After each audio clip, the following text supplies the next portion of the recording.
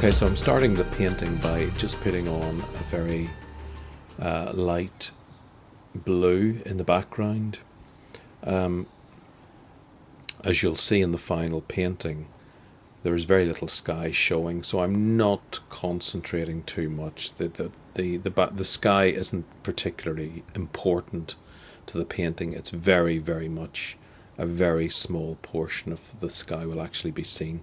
So I'm putting a very scuffy sort of light blue on very roughly with the 1-inch bristle brush, I think that is. So I'm again, cloud, I'm putting it on just because at that point in the painting there will be a cloud visible in the background, but a very, very small amount. So I'm not concentrating a great deal on this. I'm not putting a huge amount of importance on it. It's more to symbolise the fact that it was a pleasant sunny summer's day. So you want some sort of a nice blue sky. So now I'm concentrating on the foreground. So I'm using very rough but dark green. I think there was some very dark blue in there as well. And this is in the foreground. Again, I'm putting this on very roughly because I don't want it to be a clean, even colour, because it's going to be most of this is all going to be foliage, which requires layers and layers of different textures and brush strokes and brush sizes. So it's going to be, I suppose it's the first layer of the foreground or possibly background colour. So again, I'm putting this on very, very roughly. A lot of this is going to be grass and foliage and trees and so on. So it all looks a bit rough at the moment.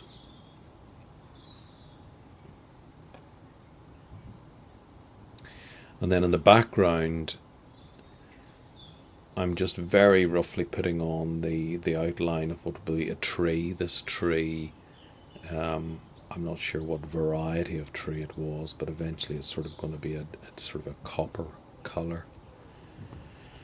So it's very much in the background again. So I'm just putting on a base texture of dark colours, dark greens, and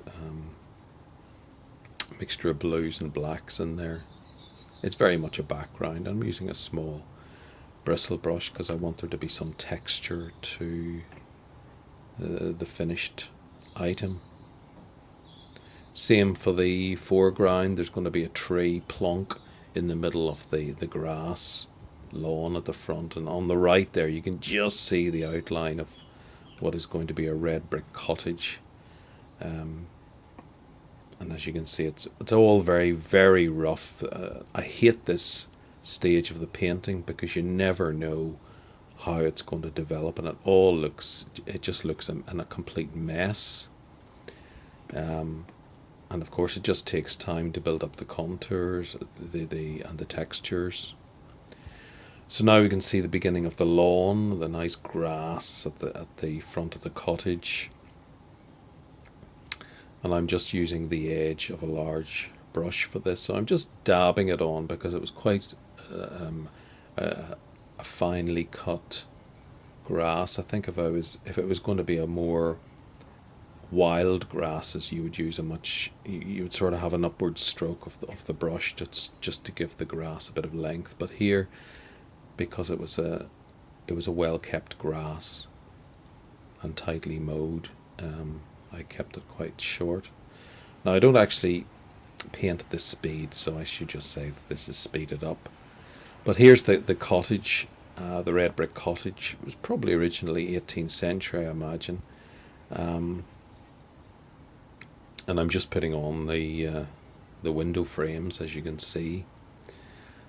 Okay, and a bit of time later, and you can see a form of brick on the walls. I'm just adding a few touches to the window frames.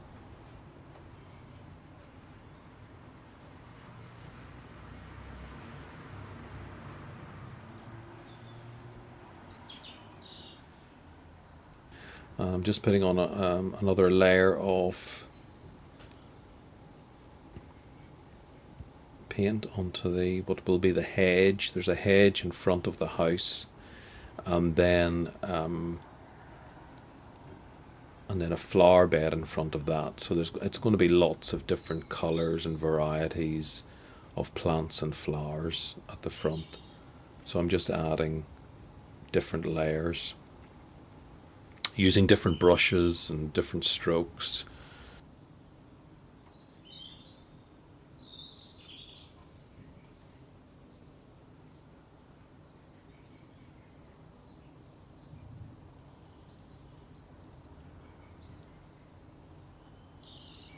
Using the smaller brushes to indicate sort of more finer detail of plants, etc. Okay, so this is with the painting at the end of day one. It all looks a bit rough around the edges, but here's the beginning of day two. I was decided to put more detail on the red brick because it's very much the central part of the painting, a very important part, and I wanted to sort of there's a danger here of putting too much detail in, but I think once you start doing the sort of thing that I'm doing here, which is to put the cement on the bricks, once you start, you've just got to carry on, because otherwise it'll look a bit unfinished if you only do one part of the house and not continue for the whole thing. But I don't know whether this was a good or a bad idea, but anyway, I did it just to put on some of the cement between the bricks, just to signify the fact that it was an old red bricked house. I suppose it exaggerates it more than anything, so I don't think it's probably that necessary. I would think I was probably stressing the point rather than being sensible about it. So I'm just adding more form to the tree in the garden. I've seen various ways of doing trees, and I know people like to use a broad brush and just dab on lots of paint and put it on very roughly, but I like a tree so that you can actually see the form of the leaves and the way the branches fall, the way the leaves form onto the branches, etc. Again, it might be too detailed, it might be unnecessary, but it just gives the tree a bit more character, I think, a bit more form. And there was sort of rough grasses in the shade of the tree, so I'm just sort of putting those on with a fine brush. And there you can see the flower bed in front of the house starting to take shape. And I've started working on the foreground there, which I wasn't very happy with. I mean, I want it's difficult because I want the eye to be led into the painting, and if you put too much interest in the foreground, then you don't look at the rest of the painting. So, as you will see later, I sort of tone that down a bit. So I'm just put a bit of finer detail on the roof of the cottage and on the tree to the side of the cottage.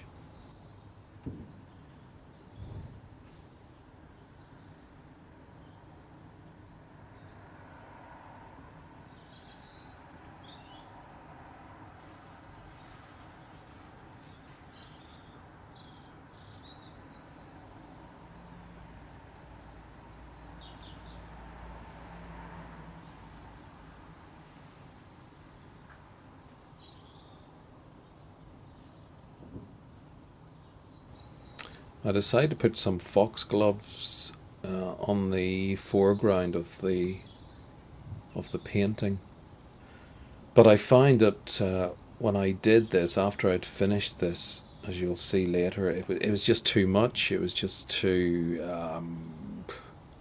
it didn't sit well with the rest of the painting, and I didn't like the finished product. So, as you'll see later on, I decide to actually paint over one of them and just to put a few things in front of the other one, just to sort of put them more into the background and make it less prominent.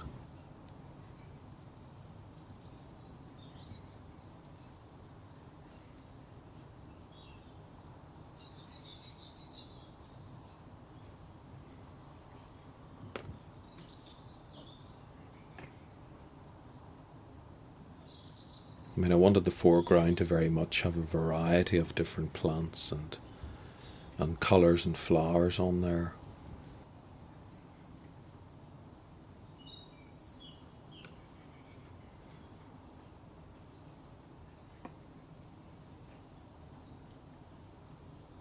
So I've darkened down the foreground again and tried a different angle.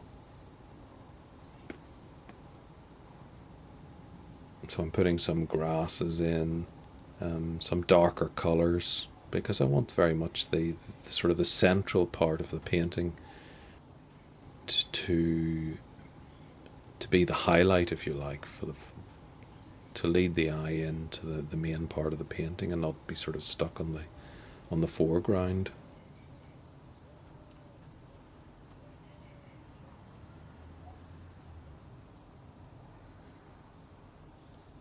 So at this point you're sort of adding more detailed layers. You're using smaller brushes and adding finer detail, and just to tie the whole thing together.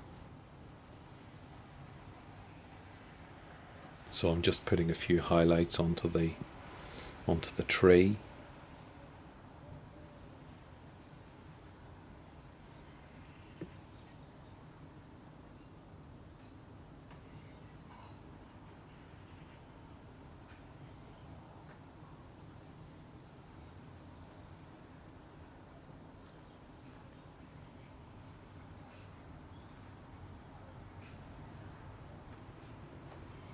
I think by this stage I thought I'd finished the painting sometime earlier, because as you can see I've already signed the painting at the bottom right corner, and then it's once you look at it and stand back and give it a few minutes and maybe give it a couple of hours and I can see things I don't like and I want to change, so I tend to reach a stage where you just end up fiddling around with it and adding a few highlights here and there, just changing a few little things.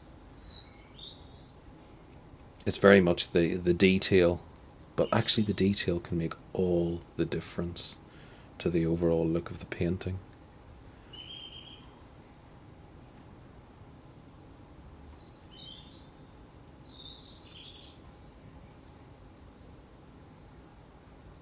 So it's very much just the detail work, just adding a few shadows here and there, adding a few highlights, touching up some of the colour in the flower beds.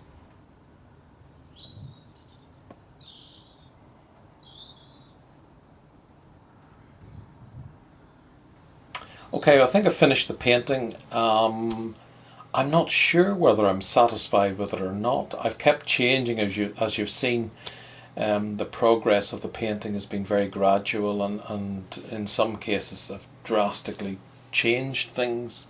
I think at the moment I'm quite pleased with it, but I might live with it for a couple of days and decide that I want to change something. But for now, I think I'll call it a day, because I'm just at that stage where I'm just getting a bit frustrated and fiddling around with it. So I'm going to leave it for now and call it a completed painting. So thanks for watching, and I'll see you again soon.